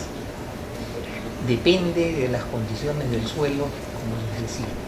Una cosa es excavar en el conglomerado compacto de Lima, donde el edificio acá en Javier Prado, con JJC, hemos hecho las excavaciones con un presidente de muy buena calidad, el proyecto de 20 metros de excavación solamente con calzaduras y en 2 de los lados sin ninguna obra de contención, con un pequeño talud de 3,5 grados, porque en ese tipo de suelo era lo único que se necesitaba, ¿no? Entonces las condiciones con que se trabaja dependen del tipo de suelo, sus características y su comportamiento es muy distinto. Tienen ustedes todos los acantilados de la Costa Verde, cerca de 100 metros de altura, en algunas zonas casi verticales, estables, y que cuando hay un sismo fuerte se desprenden pequeñas zonas que caen, pero el acantilado se mantiene bastante bien. Entonces es variable, hay que conocer muy bien el suelo. Bueno, la última pregunta, y ya no tengo más para usted, ingeniero, y aquí le voy a hacer una preguntita al ingeniero Alejandro Muñoz. ¿Por qué las instalaciones del Metro de Lima, específicamente los túneles, han sido diseñados con el Eurocódigo y no con el código americano ACI? Sí, como les comentaba hace un ratito, no tengo la evidencia de que han usado para el diseño en concreto el Eurocódigo y que no han usado el ACI. No sé, no podría decir, pero realmente al final es un tema de ingeniería que está por sobre los códigos siempre terminan siendo una guía, y obviamente para una obra de esta envergadura pues está bien mirar varios códigos, y en el caso de estructuras de concreto armado tenemos un código bastante bueno, bastante estándar, que tendría que seguirse, ¿no?